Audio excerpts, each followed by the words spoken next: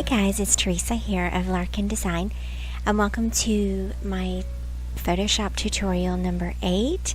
This is my process for creating the digital portion of my layout for week 7 in my 2016 Project Life, my 2017 Project Life.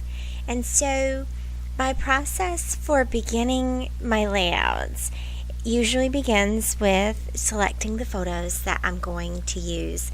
This particular week, I had quite a few that had been taken with my DSLR, and then at the very bottom, my phone camera photos. And so I'm just going to open those up and do a couple of light edits, and also then have an idea of how many photos that I am wanting to include in this spread. I think for this week it's about 11. And then I'll go in and open a few more and edit those as well. And so then some then further get culled out of the layout itself. And so you can see it just went through opening some of those photos. And I'm just going to brighten a little bit and resize them. And I'm not going to walk you through the process of brightening and resizing all 11 photos. I think that's probably a bit redundant, and I have videos in the past where I've talked about how I edit my photos in more detail. But I am sharing with you this one and my process for that, just so you know that that's what's sort of been done with each of these. Just a little bit of brightening and a little bit of light dodge tool to brighten certain areas in the photo itself. And so then once I've done that, then of course the way that I resize my photos is I bring them down to 1800 pixels and a resolution of 300 ppi. And typically my camera photos are saved around 4000 pixels, and so but they're at 72 ppi when they're at that size. So if you bring the size down to 1800 by 1200 or 1800 by 1350, then it allows you to bump up the resolution a little bit and gives you a higher quality photo for printing. Now what I'm sharing with you here is my process for doing text on a path. And I had a question about this. I saw a question about this in the forum, in one of the forums a couple of days ago, about how to do a text on a path. And basically what you're going to do is you're going to select the path tool, or the pen tool, which is right above your text tool. And then you're going to select your text and draw your line or draw your shape where you want it to be. And then when you click on the text box itself, you'll have a funny looking cursor, and there you can type in your text for that. I also, one of the things that I wanted to do this week is I wanted to include some word art on my photos themselves. This is something that I have not been very good at doing. I have done a few, I've played around a little bit with word art last year in the Letter Glow app. And this year I want to focus on doing more of that. So first I'm going to add, this really isn't word art, it's a label, and the collection that I'm using is the Paisley Press A Love Story collection from the Lilypad, which was released in February, I believe, January or February. And so I will of course link to that below. And this is one of the labels that's included in that collection, and it says "You are so loved." And so I just wanted to add that to the photo itself. Now the question is, Theresa, how do you know if you're going to add an embellishment in Photoshop or if you're going to add it physically after the fact? And I don't really have any hard science for that. I just do what I feel like doing at the time, and I think that the combination of both types of embellishments brings a variety and a visual interest to your layout that you don't have to overthink. And so you can see here I'm adding a word art. These are Natalie's knees and her leggings, and I was like, oh my word, child, you look like nobody takes care of you, but they're just play clothes, and they're out in the yard and riding their bikes and stuff. It's kind of funny. But they did make a little photo op here, just of her knees, and then the little word art there. Now, one thing that word art provides is then an opportunity to add one or two more physical embellishments to the word art, and then you've got a true layering, right? You've got a layering of a photo, a word art, and a physical embellishment all in one photo, and that to me is the sweet spot. That for me in hybrid scrapbooking, that is the sweet spot that I'm looking for. Now, this particular week was the week of Valentine's Day in February, and so this necklace that's in this photo was one of the gifts that my husband gave me for Valentine's Day, and so I added the head over heels word art to that photo as well. And then this is Natalie. She's preparing her Valentine's for her class, and she's the only one that's left doing that. All the others are in middle school, and they don't do Valentine's in middle school anymore. So anyway, so we had I had a couple of pictures just from that. She had a good time making those for everybody in her class. And of course, when you have a crafty mom, But we ended up just getting some cute little Valentines from the Target dollar spot, and they had pre-made Valentines, and they had a little eraser with the Valentine's kit itself, and then we got some pencils to go with it too. So nothing very complicated at all.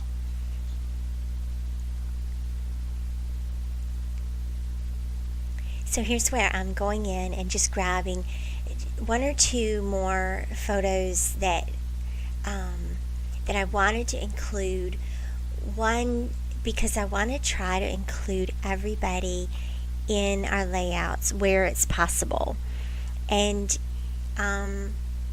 it isn't possible every week. Like, some weeks we're just going and going and going, and I don't get a chance to photograph everybody. Or some weeks one person doesn't want to be photographed, and I try to respect that as I'm going through the week and have this camera, and I don't want to be the mamarazzi. So but I did have some opportunities to photograph everyone this week. So for me, when that happens, it's important to include photos of every child and of me and Alan as well, just to have a complete family in the layout. That, for me, that's another sweet spot. That doesn't always happen, but it is a goal. It is a goal, and I do try. But if that doesn't happen, on the weeks that doesn't happen, that's usually because I am highlighting one child or another. And you guys have seen those layouts where where the boys have National Academic League and they've been featured, or last week I did a layout from 2016 with Emberlyn where she participated in her robotics club. And so it does in the end hopefully balance out somewhat. In the end, these are the stories that I'm able to capture. So this is a familiar view, right? I take this picture a lot looking up the street from our driveway. It's one of my favorite views, I guess. Just where I feel at home. I love sitting in the driveway, sitting just outside the garage and watching the kids play and hanging out there, especially when the weather is so nice. Now mind you, this is like the middle of February and it was 79 degrees. We're in North Carolina, and so that was a very nice spring day, even though it was only February. Unfortunately, it harms some of our plants because we typically have one more cold spell in March. And we did, and I don't know if my hydrangea is going to bloom or not from that. But anyway, we enjoy it while we have it. So now I'm going to go in and select the templates that I want to use. And I'm going to do something different this week. Now, just a disclaimer, I am playing around with these templates and sort of trying different kinds and getting a feel for what I like. And I'm having a good time with it. I hope that you guys are enjoying seeing the variety of different template options there are out here. Now, the ones that I'm using today are from the Lilypad. They're from Lynn Grieveson, and they're called Lots of Pockets. And of course, I will link again down below. And I was drawn to these because they're different from what I've been doing. One, they present the photos more in a collage style with a white border around it. And I think that that's kind of fascinating, and it's really pretty, actually. Now, these are designed if you want to print photo books, is really what they're kind of designed for, but I think that you can use whatever you like for whatever purpose, and they work beautifully for project life layouts. So obviously there's a lot of spaces in here for photos, which is what I need this week on a photo heavy week, and some opportunities for journaling. And of course, I'll probably add a few journaling cards here and there. We'll see how that's all going to play out. And so, of course, to start my layout, I always increase the canvas so that it's 12 by 24. And then I bring in both my templates that I'm planning to use, and so that they're all on one 12 by 24 inch wide screen or canvas. And then I start the process of bringing in one by one the photos that I have selected. So I'm going to start here with the focal point.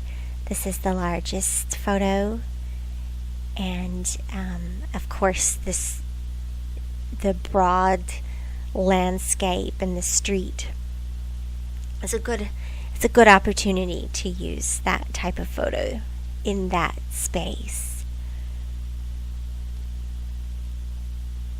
And so I'm bringing them in one by one, sizing them closer to the frame that I'm wanting to put them in, and then creating my clipping mask.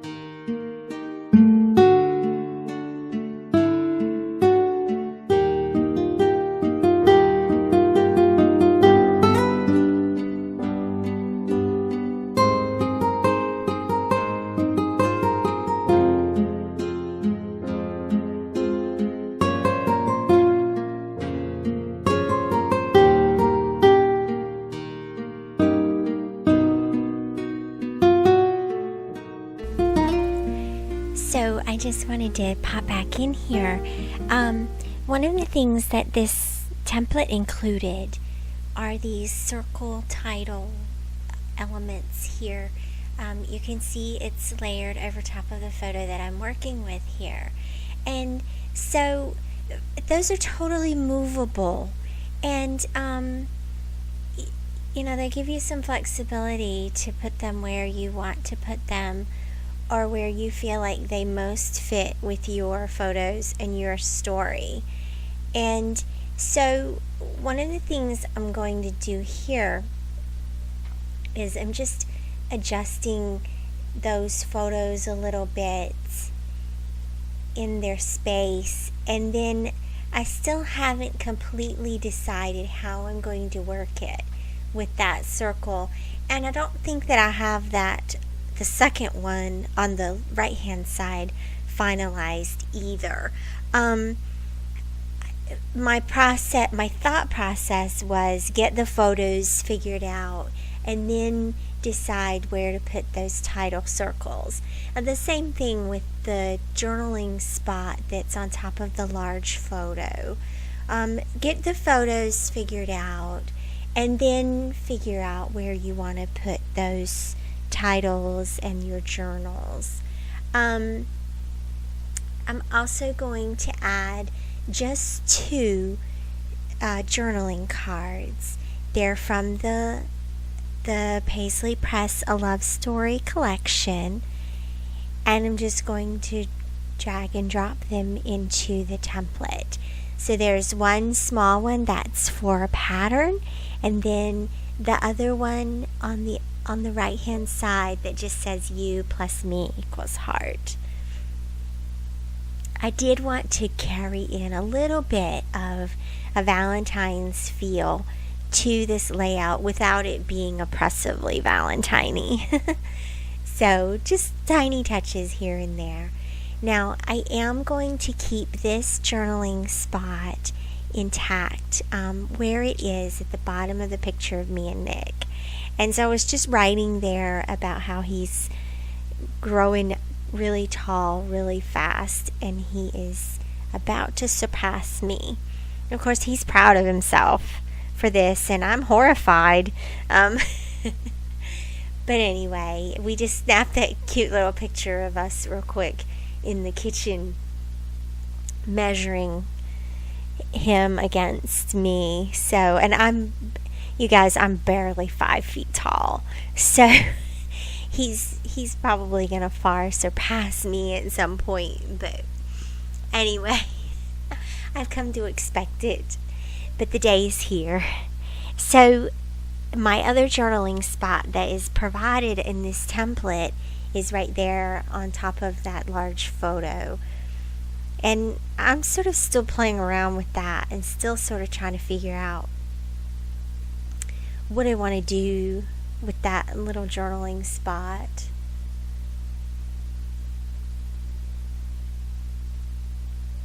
Sometimes it just takes going through the process of creating the layout, and then you have an aha moment. And that aha moment has not hit me yet.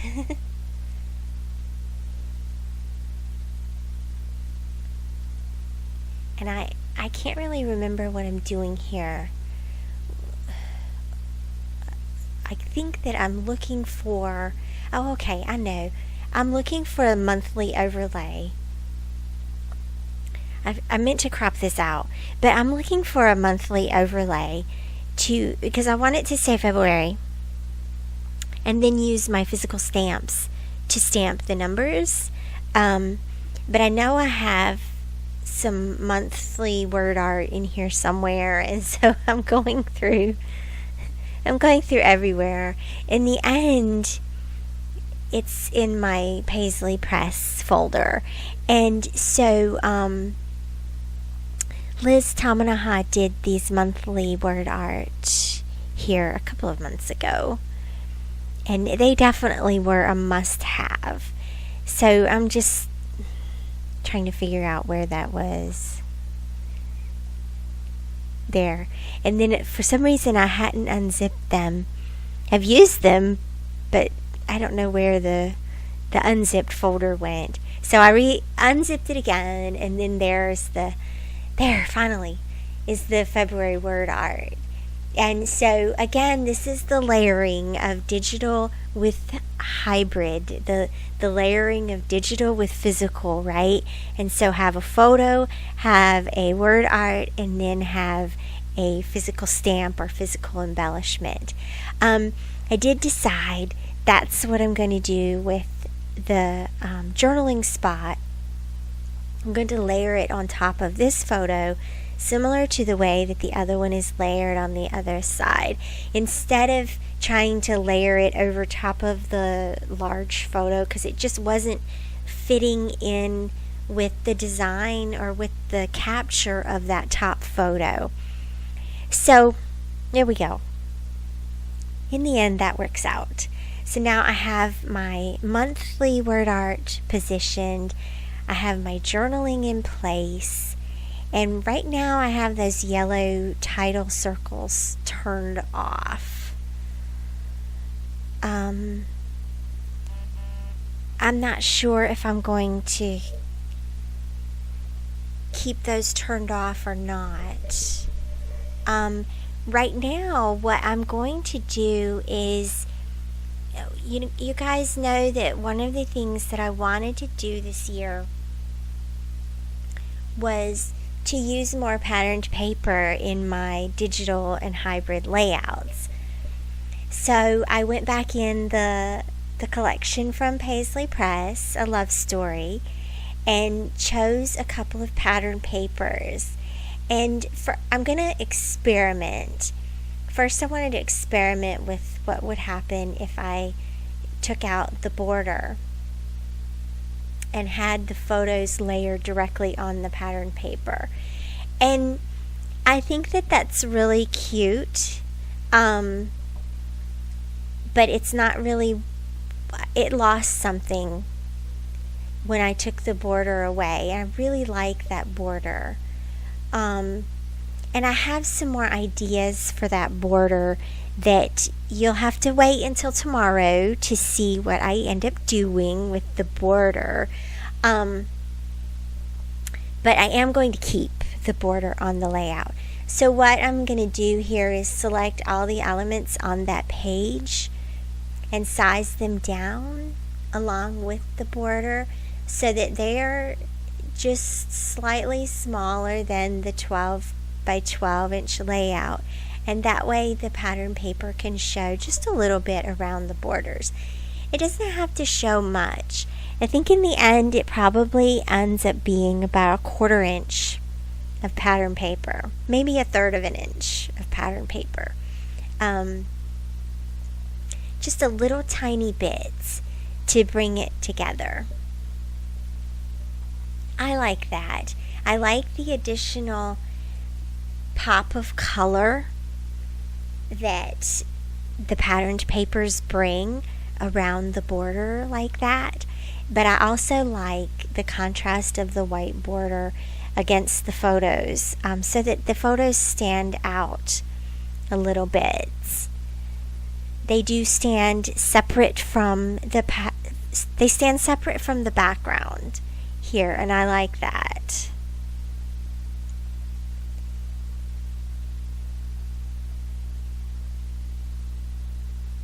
And then I'm going to go in and add a second pattern paper for the left hand side. I had thought I was going to use this lighter one. I know that I want it to be one of these minty ones. So I tried this one first. It's a grid pattern. It's really a nice foundation pattern paper. But the matte sort of faded into that one. So I'm going to try the darker one. And I like that one a lot better. It has a little tiny bit of white, but mostly it reads as the mint green. So in the end, I'm really happy with that one. And I like this off play of one color on one side and another color on the other side. It's sort of whimsical. And in such a gridded structure, these are photos that are tight together and very, very structured and very gridded. I'm looking for a little bit of whimsy here, a little bit of something unexpected. And so with that, the layout is done, and I'm going to print it out. And so you can just see here how I'm going into the Canon software and telling it that I want it to print on 13 by 19. I'm going to offset it so that just each side prints at a time. And then I'm going to wrap up this layout. So thanks so much for watching. Join me tomorrow as I share with you my process for embellishing the layout and finishing it all up. So I'll see you then. Thanks again. I hope that you will like and comment and subscribe. Bye bye, you guys.